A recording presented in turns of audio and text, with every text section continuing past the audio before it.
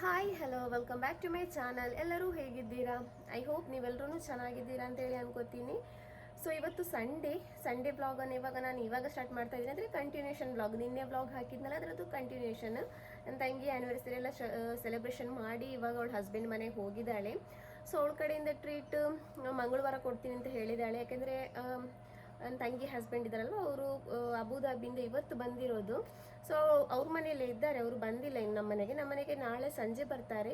ಇನ್ನು ಮಂಗಳವಾರ ನೈಟ್ ನನ್ನ ತಂಗಿ ಮನೆಗೆ ಇವತ್ತು ಆ್ಯನಿವರ್ಸರಿ ಆಯ್ತಂತ ಅವಳ ಮನೆಗೆ ಹೋಗೋಣ ಅಂತೇಳಿ. ಸೊ ಇವತ್ತು ನಮ್ಮಮ್ಮ ಬಿರಿಯಾನಿ ಮಾಡಿದ್ರು, ಅವಳದು ಆ್ಯನಿವರ್ಸರಿ ಇದೆಯಲ್ವ ಅಂತ ಹೇಳಿ. ಸೊ ಹಾಗಾಗಿ ಅಮ್ಮನ ಮನೆಯಲ್ಲೇ ಊಟ ಎಲ್ಲ ಮಾಡ್ಕೊಂಡು ಬಂದಿರೋದು. ನಮ್ಮ ಮನೇಲಿ ಇನ್ನೂ ಏನೂ ಮಾಡಿಲ್ಲ, ಇವನ್ನೇನಾದರೂ ಮಾಡಬೇಕು ಇವಾಗ ನೈಟಿಗೆ. ಹಾಗೆಯೇ ಏನಂದರೆ ರಂಜಾನದು ಕೆಲವೊಂದು ಪ್ರಿಪ್ರೇಷನ್ ಮಾಡಬೇಕು ಅಂತೇಳಿ ಅಂದ್ಕೊಂಡಿದ್ದೆ. ಅಂದರೆ ಶುಂಠಿ ಬೆಳ್ಳುಳ್ಳಿ ಪೇಸ್ಟ್, ಬೆಳ್ಳುಳ್ಳಿ ಕ್ರಷ್ ಮಾಡಿರೋದು, ಆಮೇಲೆ ಚಿಲ್ಲಿ ಫ್ಲೆಕ್ಸ್ ಈ ಥರದ್ದೆಲ್ಲ ಮಾಡಬೇಕು ಅಂತೇಳಿ, ಬ್ರೆಡ್ ಕ್ರಮ್ಸ್ ಇದೆಲ್ಲ ಒಂದೊಂದು ದಿವಸ ಒಂದೊಂದಾಗಿಯೇ ಮಾಡಬೇಕು ಅಂತೇಳಿ. ಇಲ್ಲಾಂದ್ರೆ ಏನಾಗುತ್ತೆ ಅಂದರೆ ರಂಜಾನಲ್ಲಿ ಅರ್ಜೆಂಟಿಗೆಲ್ಲ ತುಂಬ ಕಷ್ಟ ಆಗುತ್ತೆ. ಆ ಥರದ್ದು ಎಲ್ಲ ಮಾಡಿ ಇಟ್ಟದ್ದು ಸ್ವಲ್ಪ ಈಸಿ ಆಗುತ್ತೆ. ರಂಜಾನ್ ಟೈಮಲ್ಲಿ ಸ್ವಲ್ಪ ಈಸಿ ಆಗುತ್ತೆ. ಚಿಲ್ಲಿ ಫ್ಲೆಕ್ಸ್, ಆಮೇಲೆ ಶುಂಠಿ ಬೆಳ್ಳುಳ್ಳಿ ಪೇಸ್ಟ್, ಬೆಳ್ಳುಳ್ಳಿ ಕ್ರಷ್ ಮಾಡಿರೋದು, ಆಮೇಲೆ ಏನು ಬ್ರೆಡ್ ಕ್ರಮ್ಸ್ ಈ ಥರದಲ್ಲಿ ಇದೆಯಲ್ವ, ಆನಿಯನ್ ಫ್ರೈ ಮಾಡಿ ಬ್ರೌನ್ ಮಾಡಿ ಇಡೋದು, ಬಿರಿಯಾನಿಗೆಲ್ಲ ಈಸಿ ಆಗುತ್ತೆ. ಸೊ ಆ ಥರದ್ದೆಲ್ಲ ಮಾಡಿ ಇಡಬೇಕು ಅಂತೇಳಿ ಅಂದ್ಕೊಂಡಿದ್ದೀನಿ. ಬೆಳಿಗ್ಗೆನೇ ಸ್ಟಾರ್ಟ್ ಮಾಡಬೇಕಾಗಿತ್ತು ಕೆಲಸ, ಬಟ್ ಲೇಟ್ ಆಯಿತು. ಪರವಾಗಿಲ್ಲ, ಇವಾಗ ಸ್ಟಾರ್ಟ್ ಮಾಡ್ತೀನಿ. ಯಾವುದೇ ಕೆಲಸ ಆದ್ರೂ ಬೆಳಿಗ್ಗೆನೇ ಸ್ಟಾರ್ಟ್ ಮಾಡಿದರೆ ಒಂಥರ ಮಾಡೋದಕ್ಕೂ ಇಂಟ್ರೆಸ್ಟ್, ಲೇಟ್ ಆದರೆ ಒಂಥರ ಉದಾಸೀನ ಆಗೋದು. ಸೊ ಪರವಾಗಿಲ್ಲ, ಇವಾಗ ನಾನು ಸ್ಟಾರ್ಟ್ ಮಾಡ್ತೀನಿ. ಇವತ್ತು ನಾನು ಶುಂಠಿ ಬೆಳ್ಳುಳ್ಳಿ ಪೇಸ್ಟಿಂದ ನಾನು ಸ್ಟಾರ್ಟ್ ಮಾಡ್ತೀನಿ. ಆಮೇಲೆ ಒಂದೊಂದೇ ಮಾಡಿ ರೆಡಿ ಮಾಡಿ ಇಡ್ತೀನಿ. ರಂಜಾನ್ ಆಗುವಾಗ ಎಲ್ಲ ರೆಡಿ ಮಾಡಿ ಇಡೋಣ ಅಂತೇಳಿ. ಸೊ ಶುಂಠಿ ಬೆಳ್ಳುಳ್ಳಿ ಪೇಸ್ಟ್ ಎಲ್ಲ ಮಾಡೋದು ಎಲ್ರಿಗೂ ಗೊತ್ತಿದೆ. ಚಿಲ್ಲಿ ಫ್ಲೇಕ್ಸ್ ಎಲ್ಲ ಮಾಡೋದು, ನಾನು ಚಿಲ್ಲಿ ಫ್ಲೇಕ್ಸ್ ಅಂದರೆ ನಮ್ಮದು ಬ್ಯಾಡಗಿ ಮೆಣಸಿನ್ಕಾಯಿ ಇರುತ್ತಲ್ಲ, ಅದನ್ನೇ ಕ್ರಷ್ ಮಾಡಿ ನಾನು ಮಾಡೋದು ಚಿಲ್ಲಿ ಫ್ಲೇಕ್ಸ್ ಅಂತೇಳಿ. ಅಂಗಡಿಯಿಂದ ಏನು ತಗೋಬರಲ್ಲ.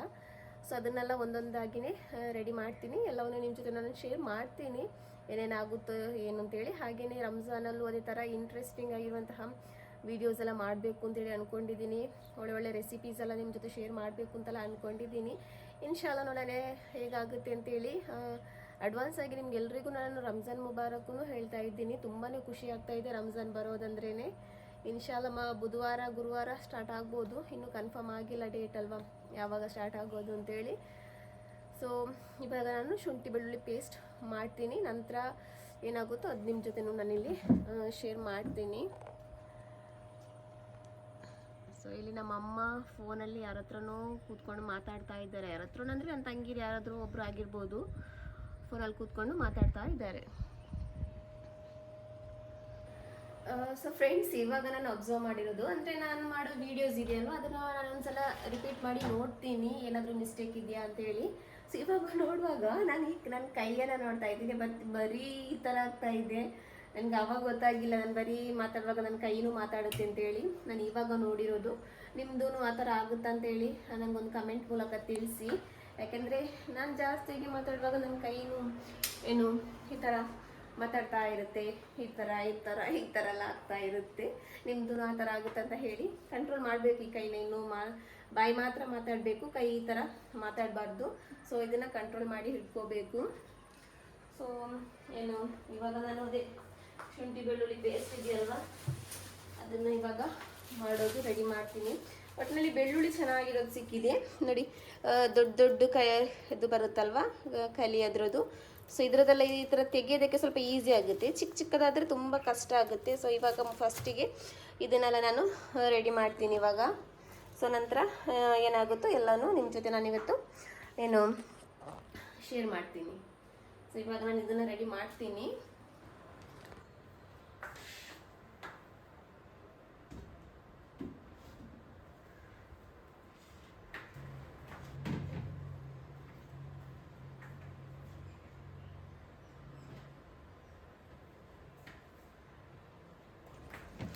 ಸೊ ಫ್ರೆಂಡ್ಸ್, ಇವಾಗ ನಾನು ಫಸ್ಟಿಗೆ ಬೆಳ್ಳುಳ್ಳಿನ ಸುಳಿತೀನಿ. ಬೆಳ್ಳುಳ್ಳಿ 2 ಟೈಪಲ್ಲಿ ಬೇಕು ನನಗೆ. ಒಂದು ಬರೀ ನನಗೆ ಬೆಳ್ಳುಳ್ಳಿನ ಮಾತ್ರ ಕ್ರಷ್ ಮಾಡಿ ಇಡೋದಕ್ಕೆ, ಆಮೇಲೆ ಇನ್ನೊಂದು ಶುಂಠಿ ಬೆಳ್ಳುಳ್ಳಿ ಪೇಸ್ಟಿಗೆ.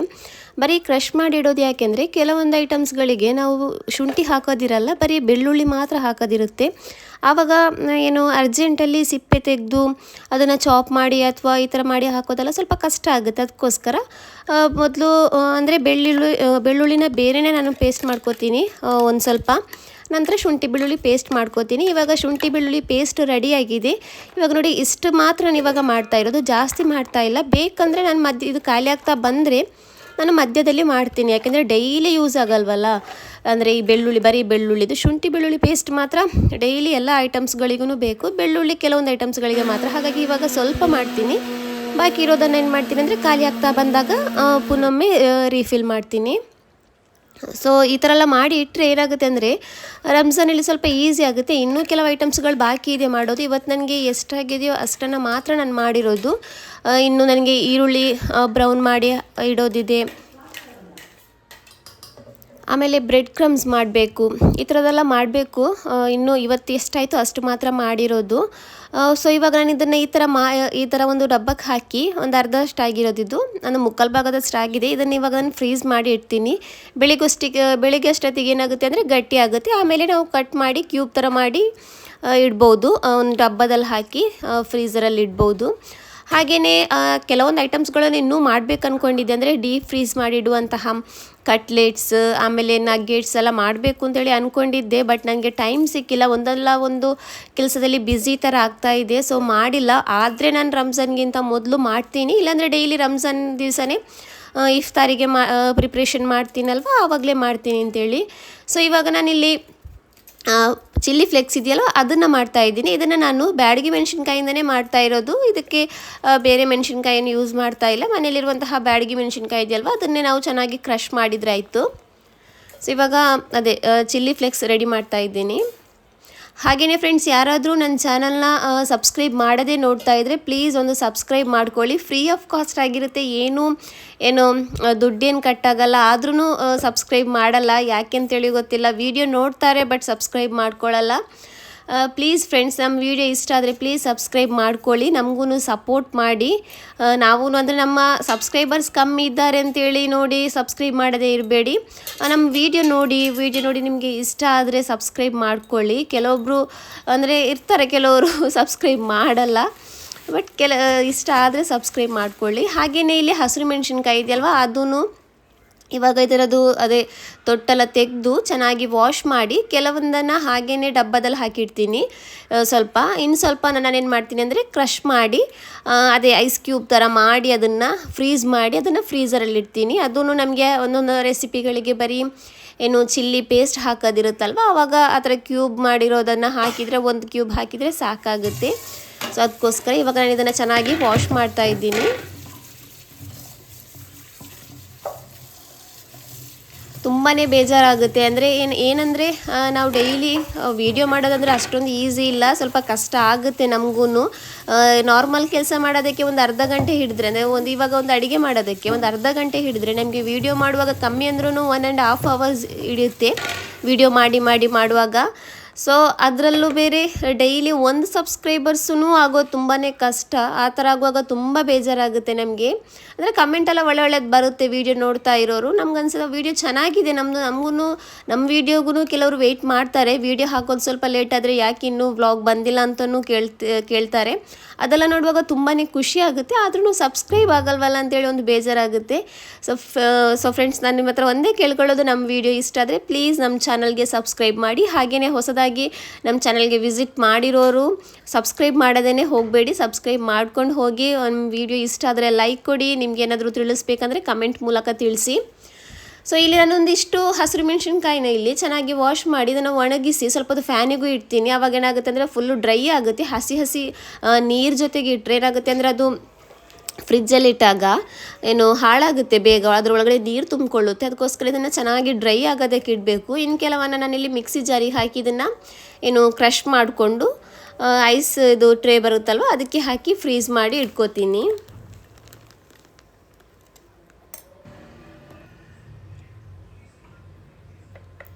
ಈ ಥರದೆಲ್ಲ ಮಾಡಿದರೆ ರಂಜಾನಲ್ಲಿ ತುಂಬ ಈಸಿ ಆಗುತ್ತೆ. ನೀವೂ ಮಾಡ್ಕೊಳ್ಳಿ. ಅಂದರೆ ಇದೆಲ್ಲ ನಾನು ತೋರಿಸುವಂಥದ್ದೇನಿಲ್ಲ, ನಿಮಗೂ ನೀವೂ ಮಾಡುವಂಥದ್ದೇ. ಬಟ್ ಈ ಥರ ಮಾಡುವಾಗ ನಿಮಗೂ ಕೆಲವರಿಗೆ ಆಸೆ ಆಗ್ಬೋದು, ನಾನು ಮಾಡ್ತಾ ಇದ್ದೆ ಅಂತೆಲ್ಲ ಹೇಳಿ. ಕೆಲವರು ಮಾಡ್ತಾರೆ, ಮಾಡಲ್ಲ ಅಂತೇಳಿನಿಲ್ಲ. ಇನ್ನು ಕೆಲವರು ಮಾಡಲ್ಲ, ಆ ಥರದ ಪ್ರಿಪ್ರೇಷನ್ ಅವತ್ತೇ ಮಾಡ್ತಾರೆ. ಈ ಥರ ಒಂದು ಸಲ ಮಾಡಿಟ್ಟು ನೋಡಿ, ನಿಮಗೂ ಆವಾಗ ಗೊತ್ತಾಗುತ್ತೆ ಎಷ್ಟೊಂದು ಈಸಿ ಆಗುತ್ತೆ ಅಂತೇಳಿ ರಂಜಾನಲ್ಲಿ ಕೆಲಸಗಳು.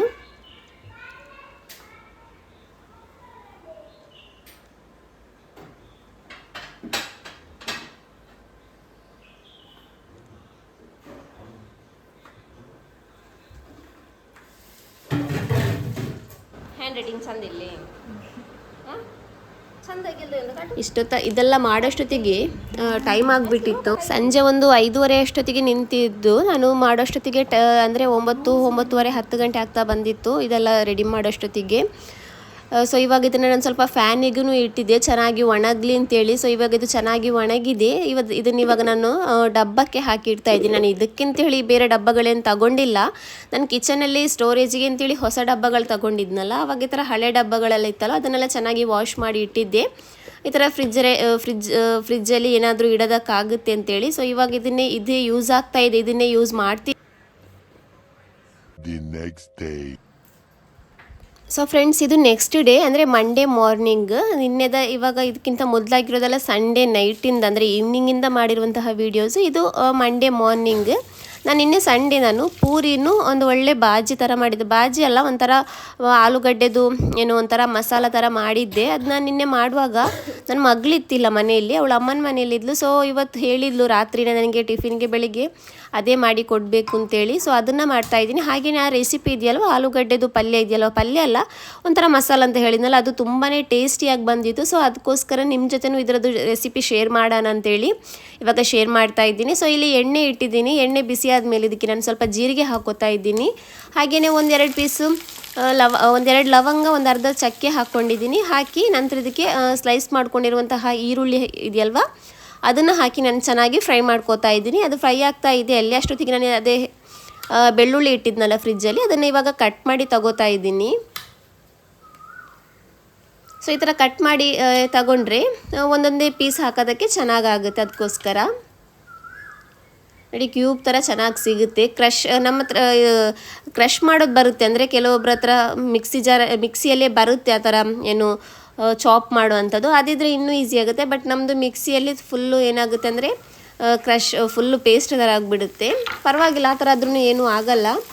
ಸೊ ಇಲ್ಲಿ ಈರುಳ್ಳಿನೂ ಚೆನ್ನಾಗಿ ಫ್ರೈ ಆಗಿದೆ. ಇಲ್ಲಿ ನಾನು ಒಂದು ಟೊಮೆಟೊ ಹಣ್ಣನ್ನು ಹಾಕ್ಕೊಂಡಿದ್ದೀನಿ. ಹಾಗೆಯೇ ಸ್ವಲ್ಪ ಶುಂಠಿ ಬೆಳ್ಳುಳ್ಳಿ ಪೇಸ್ಟನ್ನು ಉಪ್ಪು ಹಾಕಿ ಇದನ್ನು ನಾನಿಲ್ಲಿ ಚೆನ್ನಾಗಿ ಫ್ರೈ ಮಾಡ್ಕೋತಾ ಇದ್ದೀನಿ. ಪೂರಿ ಜೊತೆಗೆ ಬೆಸ್ಟ್ ಕಾಂಬಿನೇಷನ್ ಫ್ರೆಂಡ್ಸ್ ಇದು. ಒಂದ್ಸಲ ಟ್ರೈ ಮಾಡ್ಕೊಂಡು ನೋಡಿ. ಹಾಗೆಯೇ ನಾನಿಲ್ಲಿ ಒಂದು ಅರ್ಧ ಸ್ಪೂನಷ್ಟು ಅರಿಶಿನ ಪುಡಿ, 1.5 ಸ್ಪೂನಷ್ಟು ನಾನಿಲ್ಲಿ ಖಾರದ ಪುಡಿ, ಆಮೇಲೆ ಧನಿಯಾ ಪುಡಿ, ಜೀರಿಗೆ ಪುಡಿ ಹಾಕಿ ಚೆನ್ನಾಗಿ ಫ್ರೈ ಮಾಡ್ಕೋತಾ ಇದ್ದೀನಿ. ಇದು ಏನು ಸುಟ್ಟೋಗೋದು ಬೇಡ ಅಂತೇಳಿ, ಅಂದರೆ ಸ್ವಲ್ಪ ಜಾಸ್ತಿ ಫ್ರೈ ಆದರೆ ಒಂಥರ ಸ್ಮೆಲ್ ಬರುತ್ತೆ ಸುಟ್ಟೋಗಿರೋ ಥರ. ಅದಕ್ಕೋಸ್ಕರ ಇಲ್ಲಿ ನಾನು ಸ್ವಲ್ಪ ನೀರು ಹಾಕಿ ಇದನ್ನು ಚೆನ್ನಾಗಿ ಅಂದರೆ ಕುದಿಸ್ತೀನಿ. ಅಷ್ಟೊತ್ತಿಗೆ ಇಲ್ಲಿ ಆಲೂಗಡ್ಡೆದು ಸಿಪ್ಪೆನೂ ತೆಗಿತಾ ಇದ್ದೀನಿ.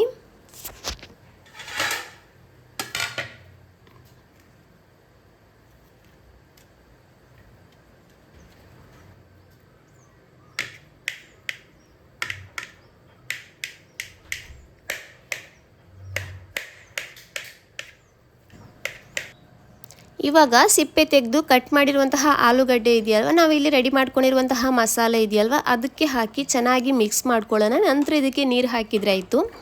ನೋಡಿ, ಇದು ಎಷ್ಟು ನೀರು ಹಾಕಿದ್ರೂ ಏನಾಗುತ್ತೆ ಅಂದರೆ ನೀರು ಥರ ಇರಲ್ಲ, ಸ್ವಲ್ಪ ಗಟ್ಟಿ ಥರನೇ ಇರುತ್ತೆ ಆಲೂಗಡ್ಡೆ ಅಲ್ವ, ಹಾಗಾಗಿ. ಬಟ್ ನಾನು ಇದು ಜಾಸ್ತಿ ನೀರು ಮಾಡ್ತಾಯಿಲ್ಲ. ಒಂದು ಪೂರಿಗೆ ನಮಗೆ ಯಾವ ಕನ್ಸಿಸ್ಟೆನ್ಸಿ ಬೇಕು, ಬಾಜಿದು ಕನ್ಸಿಸ್ಟೆನ್ಸಿ ಬರುತ್ತಲ್ವ ಆ ಥರ ಕನ್ಸಿಸ್ಟೆನ್ಸಿ ಮಾಡ್ತಾ ಇದ್ದೀನಿ. ಬಟ್ ಇದು ತುಂಬ ಚೆನ್ನಾಗಾಗುತ್ತೆ ಬಾಜಿಗಿಂತ. ನೀವೊಂದ್ಸಲ ಖಂಡಿತ ಇದನ್ನು ಪೂರಿ ಜೊತೆಗೆ ಟ್ರೈ ಮಾಡ್ಕೊಂಡು ನೋಡಿ, ತುಂಬಾ ಇಷ್ಟ ಆಗುತ್ತೆ ನಿಮಗೆ. ಸೊ ಇಲ್ಲಿ ನಾನು ಉಪ್ಪು ನೀರು ಹಾಕಿದ್ನಲ್ಲ, ಹಾಗಾಗಿ ಸ್ವಲ್ಪ ಉಪ್ಪು ಕಮ್ಮಿ ಆಗಿಬಿಟ್ಟಿತ್ತು. ಇಲ್ಲಿ ಸ್ವಲ್ಪ ಉಪ್ಪನ್ನು ಹಾಕ್ಕೊಂಡಿದ್ದೀನಿ. ಅದನ್ನು ಹಾಕಿ ಚೆನ್ನಾಗಿ ಮಿಕ್ಸ್ ಮಾಡಿ ಲಿಡ್ ಕ್ಲೋಸ್ ಮಾಡಿ ಗ್ಯಾಸ್ ಫ್ಲೇಮ್ನ ಸ್ಲೋ ಮಾಡಿ ನಾನೊಂದು 10 ನಿಮಿಷ ಲೋ ಫ್ಲೇಮಲ್ಲಿ ಇದನ್ನು ಕುದಿಸ್ತೀನಿ. ಆವಾಗ ಎಣ್ಣೆ ಎಲ್ಲ ಮೇಲ್ಗಡೆ ಬಂದುಬಿಡುತ್ತೆ. ನಂತರ ಇಲ್ಲಿ ಒಂದು ಅರ್ಧ ಸ್ಪೂನಷ್ಟು ಗರಂ ಮಸಾಲ ಪುಡಿನೂ, ಫೈನಲಾಗಿ ಕೊತ್ತಂಬರಿ ಸೊಪ್ಪನ್ನು ಹಾಕೋತಾ ಇದ್ದೀನಿ. ಹಾಕಿ ಚೆನ್ನಾಗಿ ಮಿಕ್ಸ್ ಮಾಡಿದರೆ ಒಳ್ಳೆ ಟೇಸ್ಟಿಯಾಗಿರುವಂತಹ ಪೂರಿ ಜೊತೆಗೆ ಒಳ್ಳೆ ಕಾಂಬಿನೇಷನ್ ಅಂತ ಹೇಳ್ಬೋದು. ಆ ಥರದ್ದು ಒಂದು ಆಲೂಗಡ್ಡೆ ಮಸಾಲ ರೆಡಿಯಾಗಿದೆ. ನಾನಿದು ನಿನ್ನೆ ಮಾಡಿದ್ನಲ್ಲ, ಸೊ ಹಾಗಾಗಿ ನನಗೆ ಇಷ್ಟ ಆಯಿತು. ಅದಕ್ಕೋಸ್ಕರ ನಿಮ್ಮ ಜೊತೆನೂ ಈ ರೆಸಿಪಿ ಅಂತ ಇದ್ದೀನಿ, ರೆಸಿಪಿನ ಶೇರ್ ಮಾಡೋಣ ಅಂತೇಳಿ ಆಯಿತು. ಹಾಗೆಯೇ ನನ್ನ ಮಗಳೂ ಹೇಳಿದ್ದು, ನಿನ್ನೆ ನನ್ನ ಮಗಳು ಅಮ್ಮನ ಮನೇಲೇ ಇದ್ಲ, ಹಾಗಾಗಿ ಅವಳು ಬ್ರೇಕ್ಫಾಸ್ಟಿಗೆ ಬೆಳಿಗ್ಗೆ ಬಂದಿಲ್ಲ. ಹಾಗೆಯೇ ಖಾಲಿನೂ ಆಗಿಬಿಡ್ತು. ಅದಕ್ಕೋಸ್ಕರ ಅವಳು ಹೇಳಿದ್ಲಲ್ವ ಅಂತೇಳಿ ಇವತ್ತು ಮಂಡೇನೂ ಮಾರ್ನಿಂಗ್ ಅದನ್ನೇ ಮಾಡಿರೋದು, ರಿಪೀಟ್ ಮಾಡಿದ್ದೀನಿ. ಪೂರಿನೂ ಆಲೂಗಡ್ಡೆದು ಮಸಾಲ ರಿಪೀಟ್ ಮಾಡಿದ್ದೀನಿ. ಬೆಳಿಗ್ಗೆ ಎದ್ದ ತಕ್ಷಣ ಫುಲ್ಲು ಅಂದರೆ ಟೈಮೇ ಸಿಗಲ್ಲ ಒಂದು ಲೋಟ ನೀರು ಕುಡಿಯೋದಕ್ಕೂ, ಆ ಥರ ಬ್ಯುಸಿ ಆಗಿಬಿಡುತ್ತೆ. ಆಮೇಲೆ ಒಂದು ಸ್ವಲ್ಪ ಫ್ರೀ ಆದಮೇಲೆ ಕೂತ್ಕೊಂಡು ಸ್ವಲ್ಪ ನೀರೆಲ್ಲ ಕುಡಿದು ರಿಲ್ಯಾಕ್ಸ್ ಆಗಿಬಿಡ್ತೀನಿ. ಅಷ್ಟೊತ್ತಿಗೆ ಪೂರಿನೂ ರೆಡಿ ಆಗಿಬಿಟ್ಟಿತ್ತು. ಪೂರಿನೂ ಬೇಗ ಮಾಡಿದ್ದೆ.